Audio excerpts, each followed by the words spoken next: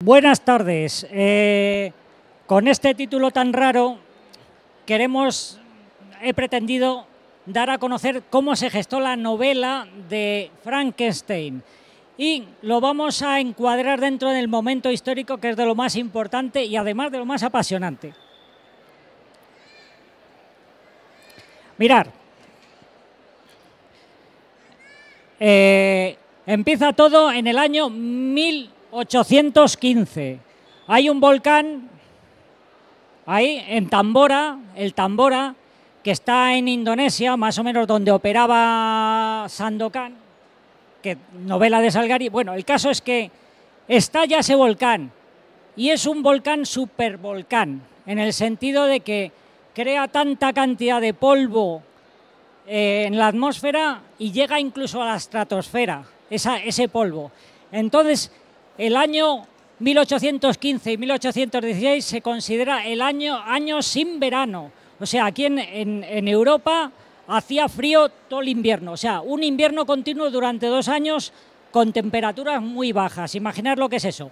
Se mueren las cosechas, se mueren los animales, hay hambruna, muerte en Europa. A todo esto, Napoleón por ahí dando la guerra aquí y allá. ¿Qué acontecimientos hay importantes? Pues ahí lo vemos. La batalla de Waterloo, donde Napoleón por primera vez es derrotado. ¿Por qué es derrotado si es el ejército mejor del mundo en ese momento? Pues resulta que se modificó tanto el clima que en pleno julio pegó una lluvia allí en Bélgica como nunca se conocía. Se quedaron embarrados los campos de batalla y el enemigo pues echó abajo a Napoleón directamente.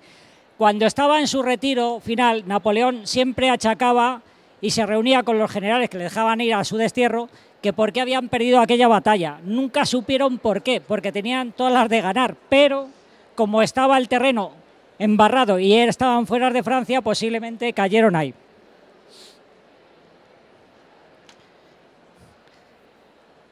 Bueno, pues aprovechando el verano sin verano, todos estos personajes, Lord Byron alquila una casa en Suiza, la Villa Diodetic, junto al lago Le Mans. ¿Veis? Un paraje maravilloso, pero ese año era invernizo, todo el rato echando leña al fuego dentro de la casa y sin salir porque estaba lloviendo continuamente. Pues un año sin verano. Entonces todos estos personajes, Mary Shelley, Percy, su marido, Lord Byron, su médico personal, Polidori, y Clary Claymont, que es hermanastra de Mary Shelley. Se reúnen ahí cerrados todos en esa supermansión y para pasar el rato pues dicen, bueno, vamos a contarnos historias de miedo. Empiezan a contarse historias de miedo y en un momento dado dice Lord Byron, bueno, pues vamos a escribir esta noche o estas 2 noches una novela de terror, cada uno la suya, original. Entonces empiezan a fabricar sus historias, sus novelas. Y resulta que, por ejemplo, aquí salen 2 novelas. Mary Shelley hace la novela de Frankenstein, que entonces se conocía como el moderno Prometeo. Ya sabéis que Prometeo era el semidios que ayudaba a los hombres, etcétera, que les trajo el fuego, etcétera, etcétera. Y Polidori, que el médico personal de Lord Byron, que le eligió no porque fuera buen médico, sino porque era guapo. Y ya sabes que Lord Byron muchas veces, pues bueno, tiene una sexualidad un poco extraña.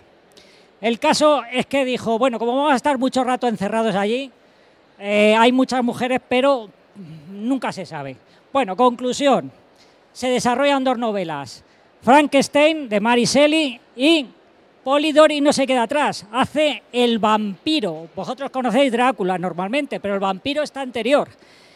Algunos biógrafos dicen que Polidori basó el vampiro en Lord Byron. ¿Por qué? Porque le trataba muy mal. decía, tú como médico no sirves para nada, o sea, le tenía como un adorno personal. Incluso decía, y además eres mal escritor.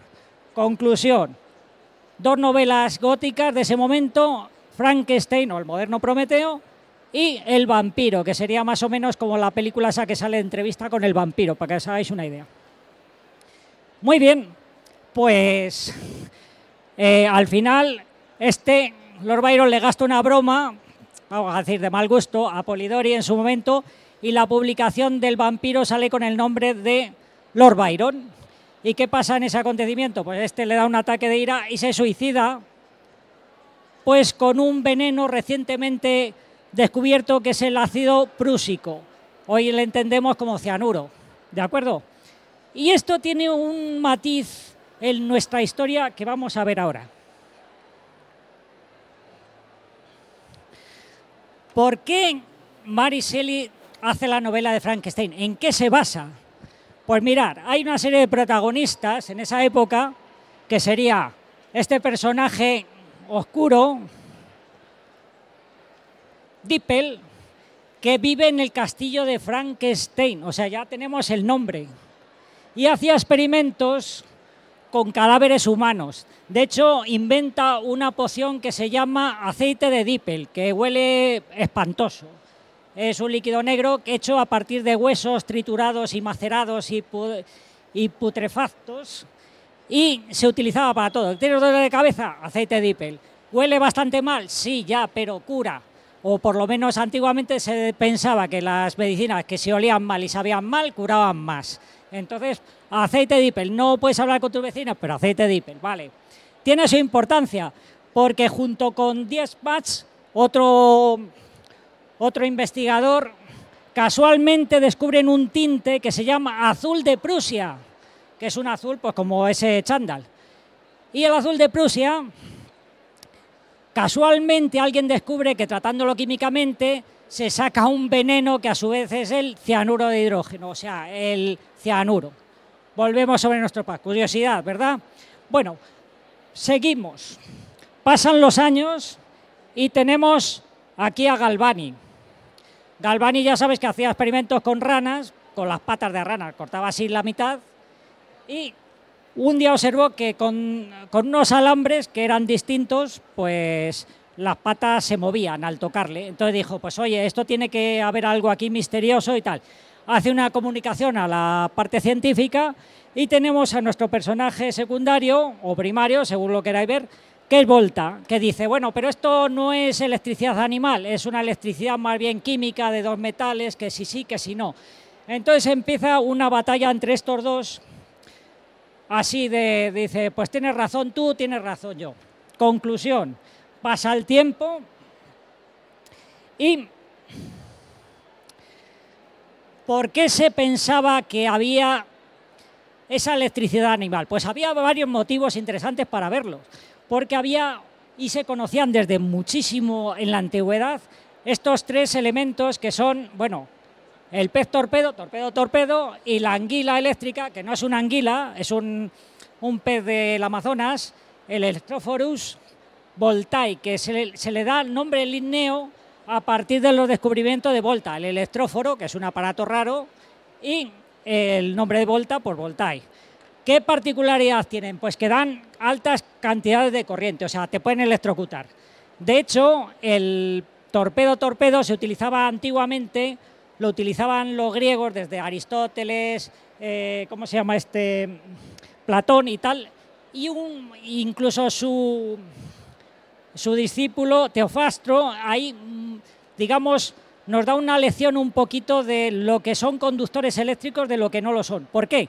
Porque estos peces de aquí, el torpedo que se encuentra en el Mediterráneo, todo lo que queráis, pues cuando lo iban a sacar de una red daba unos calambrazos estupendos. Entonces Teofrasto dice, si le tocas con una lanza de hierro, el pez te dará una conmoción, porque entonces lo del calambre estaba por acuñar. Entonces, conmoción igual a calambre. Entonces decía Teofrasto, si lo tocas con una lanza de punta de hierro o con una espada de hierro, sufrirás una conmoción. Entonces había que tratarlo con madera seca, cuero seco, y hay Lo utilizaban los romanos en las termas, bueno, en unas termas, en unas piscinas aparte, donde se metían los peces torpedo, y la gente que tenía artritis, dolores, depresiones y tal, se sumergían allí y estaban en contacto con los peces eléctricos estos torpedo. Entonces, se curaban de los males o por lo menos aliviaban. Es una especie de indicio de electroterapia que estaba muy arraigado en el mundo antiguo. ¿De acuerdo? Bien, si nos fijamos aquí, esto es el paquete muscular de uno de estos animales, que son como stack de pilas voltaicas realmente. Y algunos investigadores dicen, bueno, es que Volta se basó en la estructura biológica de estos peces para hacer la pila de Volta, que viene a ser un apilamiento realmente de discos de cobre y zinc, y realmente no es así porque Volta, digamos, no le gustaba mucho la biología realmente. Entonces fue, digamos, una idea suya directamente. Además, aquí no veis ningún contacto metálico, simplemente serían como unas pilas de concentración que en millones pues dan descargas. Por ejemplo, el pez torpedo está normalizado, da 221 amperios, que parece de lo que tenemos en el enchufe. En cambio, el electróforus voltaic, o sea, la anguila esta, pues da unos 850, 900 voltios, ya para tumbar a un elefante directamente. Esto es el colmo de la evolución de los animales, ¿eh? Tenemos un animal que caza y se orienta y hace toda su función a partir de una cantidad eléctrica fenomenal. Muy bien, pues a partir de esos, este es el verdadero personaje que quizá dio origen a la novela de Frankenstein. Giovanni Aldini. Giovanni Aldini era sobrino nada más ni nada menos que de Galvani. Y entonces hacía experimentos, él y otros, con muertos. Les ponía la pila de Volta mucho más grande que esta y los cadáveres se movían. No resucitaban, pero se movían. Por ejemplo, le ponías en un ojo y el ojo cerraba y abría. Hasta tal punto que una vez hizo una demostración en el Colegio de Cirujanos de Londres, donde a uno que habían ahorcado recientemente, un tal Foster, que era un asesino, había matado a toda su familia, pues resulta que según le colgaron de la horca, Aldini ya estaba sujetándole los pies, como diciendo, queremos un muerto pero no está muy muerto del todo, o sea, un muerto medio hecho, vamos a decirlo así. Le llevaron a la camilla y le empezaba a poner la pila de Volta, ya os digo, un modelo XL, y el personaje recién muerto empezó a levantarse, a hacer movimientos hasta tal punto que mucha gente del auditorio se marchó, otros se cayeron. Hubo hasta un ataque al corazón con resultado fatal y los periódicos al día siguiente, a la semana siguiente, empezaron a publicar que a partir de ahora el modelo de ajusticiamiento podía ser mejor la decapitación porque alguien puede venir a resucitarnos otra vez de los muertos, que se había que quemarles, que se había que descuartizarles, que había que hacer nuevas leyes, que no se podía ser como Dios de la vida y la muerte, etcétera, etcétera. En esa época, esta gente manejaba muchos cadáveres, hasta el punto que en la batalla de Waterloo, que hemos mencionado antes, no tiene cadáveres. ¿Por qué? Porque los cadáveres esos se los comieron. ¿Cómo se los comieron? Os voy a contar. Se desenterraron las tumbas, se sacaron los huesos, se calcinaron los huesos sirvieron para aclarar el azúcar recientemente descubierto de la remolacha. No conforme con eso, otras utilidades que tuvieron los muertos, los soldados recién muertos, es se les sacaban los dientes y la gente pudiente se hacía dentaduras con eso. O sea, una prótesis de hoy en día, pero con diente de muerto. Pero la gente prefería los muertos de un campo de batalla, que eran sanos, que no de un vagabundo que se habían encontrado en la morgue por ahí. ¿De acuerdo? También con los restos de los soldados se abonaron los campos de por allí. O sea, la disponibilidad de cadáveres entonces era monstruosa y este personaje dispuso de muchos cadáveres para hacer experimentos, al igual que otros. Entonces la conclusión es que, para mi gusto, que Mary Shelley se basó, entre otras cosas, porque ellos mismos, todo el conjunto de Lord Byron, su marido, la hermana y tal, solían acudir a demostraciones públicas de intentos de resucitación, a cabezas de animales que se movían al aplicarles la corriente eléctrica, etcétera. Así que espero que es un resumen histórico que espero que os haya gustado. Pero un momento, vamos a hacer una demostración que se me ha pasado antes de la rana de Volta. Siéntate, ponte aquí, si no. Ahí. Levántate la rodilla.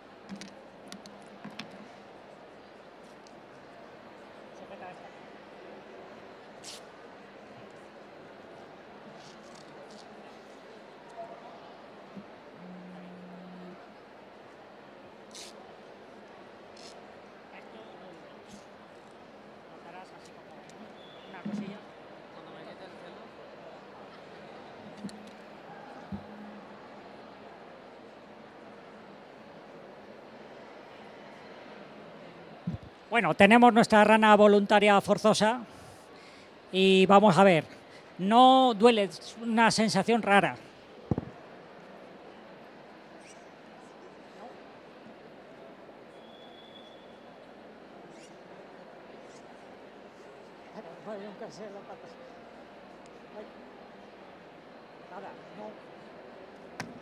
Bueno, pues nuestro voluntario es un poco resistente a la corriente eléctrica, pero bueno, normalmente, pues como estos ejemplos de electroestimulación, pues movería la pierna para arriba y para abajo. ¿De acuerdo? No todos los pacientes funcionan igual y bueno, pues eso es así. Muchas gracias y ya está.